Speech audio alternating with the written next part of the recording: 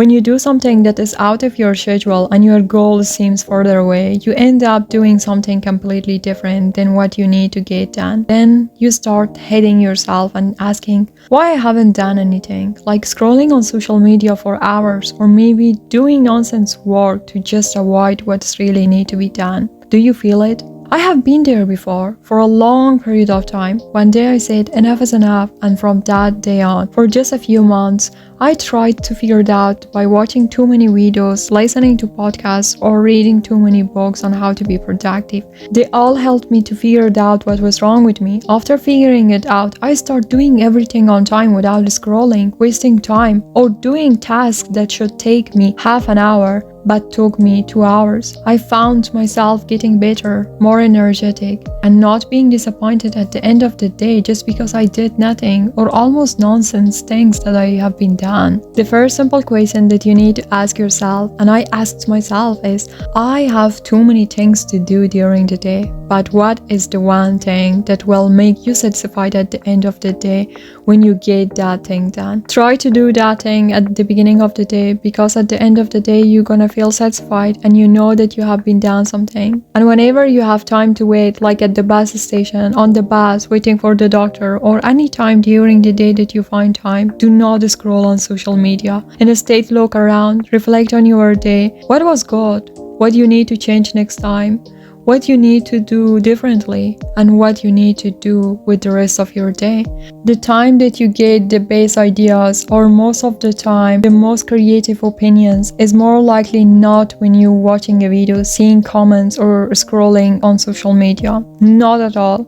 The only time that you get more ideas is when you take a shower because you are doing nothing and you start thinking and wandering in your mind. Imagine if you don't use 2 or 3 hours on your phone, and instead try to do more journaling, being alone with yourself and wondering about your thoughts. What would you create? What would you do? At first it is hard because having a phone on our hand means that we don't have anything to do. And that is why we want to spend our bored time on social media. There are 3 stages. The first one is zero tolerance stage. This is the stage where the second you are bored, you're going to reach for your phone and you can't tolerate having no phone on your hand or something to stimulate yourself. Here you can't stop yourself and see quick and sustainable hits of dopamine. This constant need for stimulation not only wastes your time but also disturbs your ability to focus and be productive. Every time you give in to the temptation of instant gratification, you weaken your ability to sit with discomfort or boredom, which is essential for growth and creativity. Over time, these habits reinforce itself, making it even harder to break the cycle. To overcome this stage, it's important to become aware of these impulses and start by setting small goals for yourself, like avoiding your phone for a short period of time, so you can build your tolerance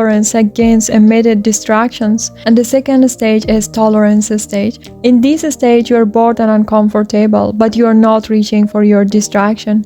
Your brain is protesting and fighting for that cheap dopamine, but you're not giving in. This is the crucial turning point where you begin to control of your impulses. You're still feeling to pull off distraction, but you're building the mental discipline to resist it. It is uncomfortable at first because your brain is wired to seek out quick fixes, but each time you resist, you're strengthening your ability to focus and think clearly. It is in this state that many people start experiencing breakthroughs in concentration and creativity, as their minds are no longer clouded by constant noises. Over time, you can extend these moments of focus, slowly rewiring your brain to find comfort and stillness. And the third stage is leverage stage. This is where you have trained your brain enough to learn that being bored is okay and you won't do anything about it. You allow yourself not to take any distractions, and in a state you flow, letting your most creative ideas come to you.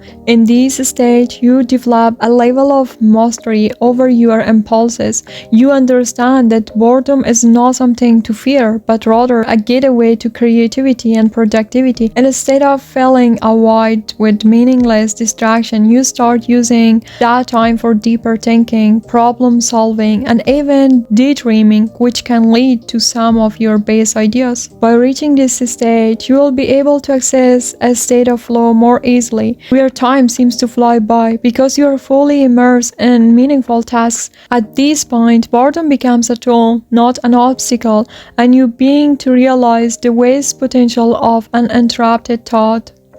This is when your mind is at its most powerful and you start leveraging your focus to achieve greater things in your personal and professional life. We all lack this attention span. We can't focus on something for a long period of time. We can't read a book. It seems to be a torture, but we can watch a video for hours. Remember when you were younger, you can just sit down and read and study for a long period of time without any distraction, but now you can't focus for even half an hour. You need to increase your attention span and eliminate the things that make you addicted. When you take small actions every day, you're gonna start building a better life for yourself. Everything you do today is a small investment for your tomorrow. When you allow yourself to reflect instead of doing nothing, you will begin to ask yourself more powerful questions, which lead with the right answers, will help you to shape your day and also your future. Have a nice rest of the day. Until next video, bye bye.